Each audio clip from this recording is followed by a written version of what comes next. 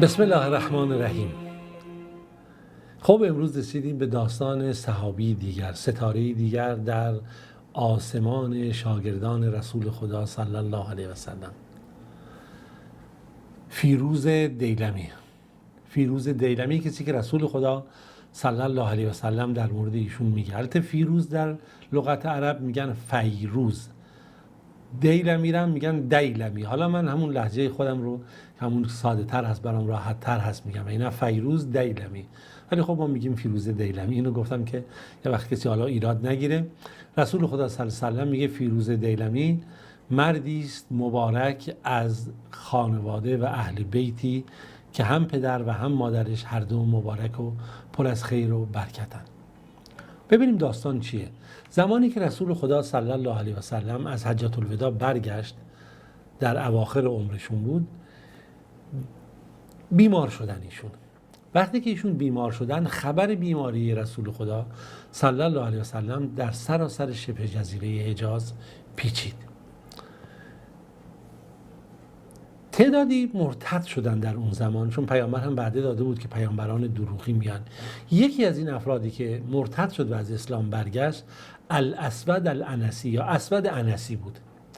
اسود انسی از اهل یمن بود و این به همراه مسیلمه کذاب که در یمامه بود و طلیحه اسدی که در سرزمین بنی اسد بود، این سه نفر ادعا کردن ما پیامبر هستیم. پیامبران دروغی که ادعا کردن ما پیامبران خدا هستیم که هر کدوم از ما برای قوم خودش فرستاده شده، همونجوری که محمد ابن عبدالله برای قریش فرستاده شده. در بین اینها اسود انسی کاهن بود، یعنی اهل عبادت بود، در همون دین و آیین خودش اهل سحر و جادو بود و یکی از نظر درون هم یکی درون خیلی سیاه و چرکی داشت، یعنی پر از کینه، پر از نفرت، یک انسان خیلی سراسر شرارت بودش. از اون طرف هم آدم نیرومند قدرتمندی هم بود، هیکل قوی هم داشت و از همه کنار، به حال جدا از این کینه و عداوت و توانمندی جسمی که داشت، ایشون اهل ادبیات و سخنوری هم بود. این گونه نبود که بشه آدم و ادیب بود و اهل شعر و سخنوری بود، به گونه‌ای که میتونست طوری صحبت کنه با عقل و ذهن مردم بازی کنه. یعنی به اصطلاح ما سفسطه بلد بود، فلسفه بلد بود و ادبیات و شعر، این میتونست کاملا ذهن مردم رو به همون سمت و سویی که میخواد بچرخونه. و از طرفی هم خب مال و ثروت هم داشت و مقام هم، سعی میکرد که از پیروان خودش رو به طرق مختلف بفریبه و طرفدار خودش بکنه. اون چی که مهم بود تنها این موارد نبود که این بتونه مثلا قوم خودش رو راضی بکنه که این مثلا اون رو بپذیرن. مسائل قبیلگی بود، غیرت‌های قبیلگی و موارد دیگه هم که وجود داشت. و از طرف این در سرزمین یمن هم نفوذ هم داشت. نگاه کنید، در سرزمین یمن نفوذ هم داشت. اما در خود سرزمین یمن نگاه کنید، اگه یادتون باشه ما قبلا در داستان‌ها داشتیم که بازان، که در واقع اینها ایرانی هایی بودن که در اونجا زندگی میکردن، نماینده شاهان ایرانی در اونجا بودن، شاهان سرزمین فارس.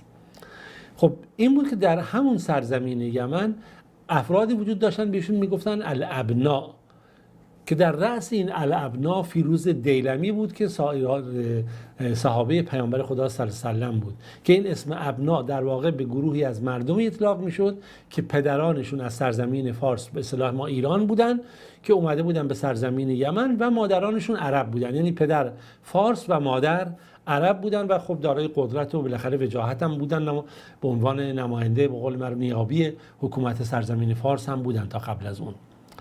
که بزرگ اینها یادتون باشه ما گفتیم بازان بود که بالاخره طبق یک شرایطی که اونجا خسرو پرویز گفت برید محمد رو دستگیر کنید و فلان، و این یادتون باشه مسلمان شد وقتی که دیگه شرایط رو دید و که شیرویه پدرش رو کشته و چه اتفاقی افتاد اگه داستانهای صحابه رو دنبال کرده باشید. و این بود که دیگه وقتی پیامبر دید این مسلمان شد، اینو بر همون قدرت خودش بازان رو گذاشت، که چون مسلمان ها دنبال این نبودن که سرزمین فتح کنن، قدرت کسی رو بگیرن. هر کسی مسلمان میشد همون عدالت رو رعایت میکرد، در سر جای خودش بود و اون همچنان بود تا قبل از اینکه اسود ابن انسی چیکار بکنه؟ ظهور پیدا بکنه، بازان. و تقریبا قبل از ظهور اسود انسی، همین پیغمبر دروغی، بازان از دنیا رفته بود، مرده بود. یک نکته‌ای که خیلی مهم بود، اولین کسانی که دعوت این اسود عنسی رو پذیرفتن، دعوت دروغین این رو، قوم خودش بودن که بهش میگفتن قوم بنو مزهج قوم همین اسود عنسی بودن. اولین کاری که کردن اینها حمله کردن به شهر صنعا و در اون شهر والی اون شهر رو، شهر ابن بازان که پسر بازان بود، کشتن. خوب دقت کنید، خیلی مهمه. این قوم اسود عنسی حمله کردن به صنعا، اونجا شهر ابن بازان که پسر بازان بود رو کشتن و اسود عنسی رفت با همسر شهر ابن بازان چیکار کرد؟ ازدواج کرد. اسم همسر شهر ابن بازان اسمش بود اون موقع آزاده که حالا اینا با دالزال تو عربی می نویسن که همین آزاده فارسی ما شاید باشه. بعد از صنعا رو گرفتن به مناطق دیگه هم اینا چیکار کردن؟ حمله کردن و به سرعت تونستن خودشون و قدرتشون رو پخش بکنن تا به حضرالموت رسیدن، تا نزدیک طائف اومدن و از این ور تا بحرین، از اون ور تا احسا، تمام این مناطق تحت پوشش قدرت اسود عنسی رفته بود و این به عناوین مختلف مردم رو فریب میداد و هیچ رحم و مروتی هم نداشت. جنگ و کشتار و جنایت و قتل و غارت، هر کاری رو هم انجام میداد و به پیروان خودش میگفت به من وحی نازل شده. آدم زیرکی هم بود، مأموران و جاسوسانی داشت این ور اون ور میفرستاد، این جاسوسانش میرفتن اخبار رو براش میآوردن. وقتی که اینا با مردم مثلا برخورد میکرد، میرفتن میگفتن از فلان فلان فلان اینا اینجوری زندگی میکنن، خانوادهشون اینجوری، مسئلهشون اینجوریه. تا وقتی چشم اینا میافتاد مثلا به این اسود عنسی، میگفت خود تو اینجوری اونجوری، از کجا میدونی؟ میگفت از وحی به من خبر رسیده. و مثل اینکه من یاد خاطری افتادم، زمانی یه مرتاض هندی بود در تهران، پشت دانشگاه تهران، زمان قبل از انقلاب، سالها قبل از انقلاب، حدود 8 سال قبل از انقلاب بود، فکر کنم 6 سال 7 سال قبل، بیشتر 8 سال 9 سال قبل از انقلاب بود. اونجا میگفتن مرتاض هندی یک خونه ای درست کرده بود، دم و دستگاهی، بعد اونجا میکروفون گذاشته بود. مهمان ها که میرفتن مثلا وقت میگرفتن، میگفت 6 ماه بعد بهشون وقت میدن. تو این 6 ماه جاسوساشو میفرستاد، کارمنداشو، برید از خانواده‌اش، از شغلش، زندگیش برام اطلاعات بیارید. تو اتاق مثلا اونها معطل میکرد، تو اتاق انتظار میکروفون صحبتاشون رو گوش میکرد. بعد این مرتاض هندی مثلا اینها رو شگفت زده میکرد و از غیبیاتشون میگفت.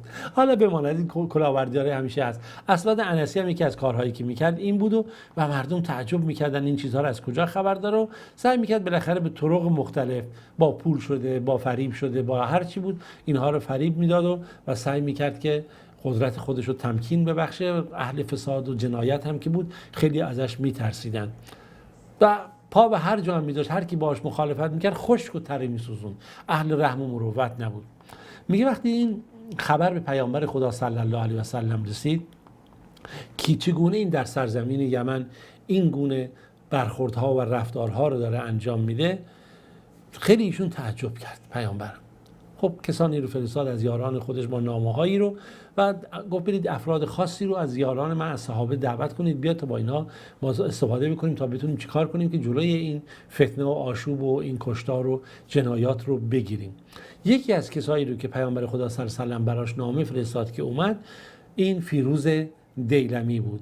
اولین کسانی بود که وقتی پیامبر نامه فرستاده بود این اومد و خودشو به نزد پیامبر خدا رسون با تعدادی از همون ابنا، کسانی که پدرانشون فارس بودن، مادرانشون عرب بودن.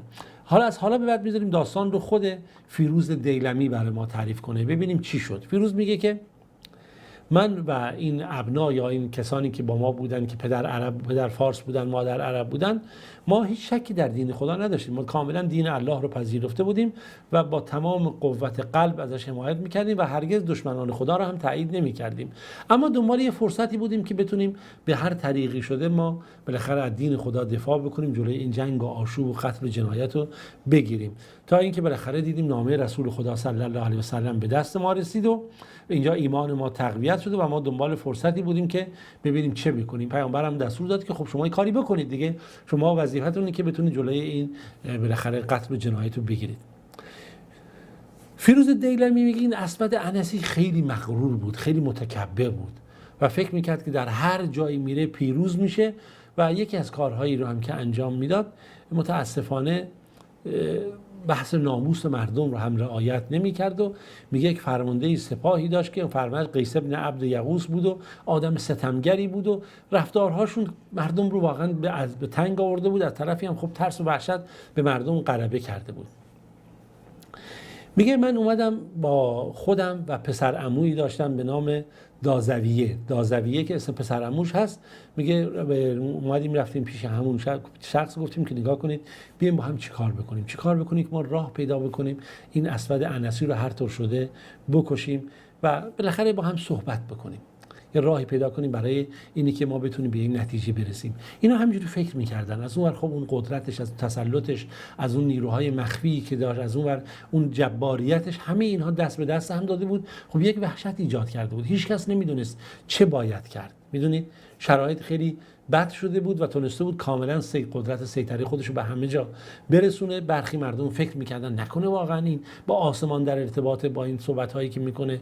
برخی تحت تاثیر صحبتاش قرار میگرفتن، برخی تحت تاثیر جبروت و اون قدرت نظامی و توحشش قرار گرفته بودن. از اون خب فساد هم بود، میترسیدن به خاطر ناموس خودشون. داستان رو تا همینجا داشته باشیم تا ببینیم فیروز دیلمی و پسر عموش چه نتیجه، چه کاری رو انجام میخوان بدن تا بتونن دست اسود انسی نجات پیدا بکنن. تا روز دیگه و درس دیگه در پناه خدای متعال باشید. خداوند یار و نگهدارتون باشه.